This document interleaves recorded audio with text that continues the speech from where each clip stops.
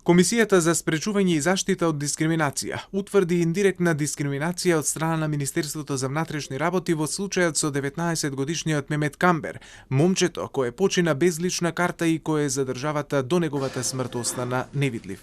Неговата судбина остана заглавена во бирократијата на државниот апарат и едва и доби матичен број, но не можеше да извади лична карта и здравствена книшка за да може да се лекува.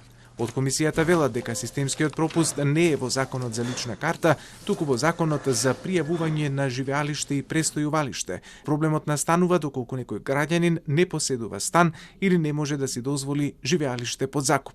Индиректната дискриминација најчесто значи дека одреден правен пропис произведува некаква дискриминаторска практика и во таквите случаи не е потребно ние да имаме одредена бројка на случаи за да кажеме дека имаме системски проблем.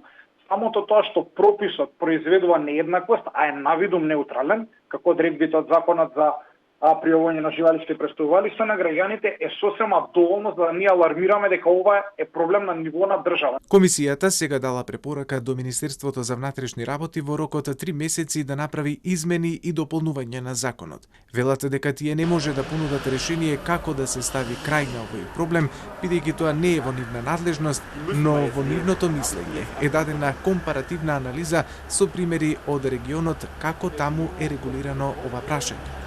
Во законското решение во Хрватска, да кажеме, се предвидува дека живеалишта на граѓаните кои што немаат средства потребни за намирување на трошоците за стамбени работи, односно не може да изнаемат, ниту поседуваат стан, живеалиштето се утврдува со решение на надлежно тело, каде им се утврдува престојувалиште, односно адреса на живење на одредена социјална установа или друга институција која што дава услуги за сместување, или во нашиот контекст тоа би бил, да кажеме, Центарот за социјална работа од секоја општина.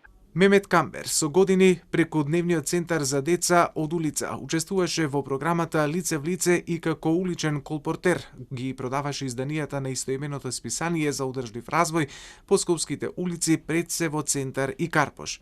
Сакал да извади и лична карта и здравствена книшка за да влезе во системот и да може да живее нормално, но за личен документ му барале имотен лист за домот во кој живеел кај семејството на вујко му, а таков документ немало бидејќи куќата била дивоградба.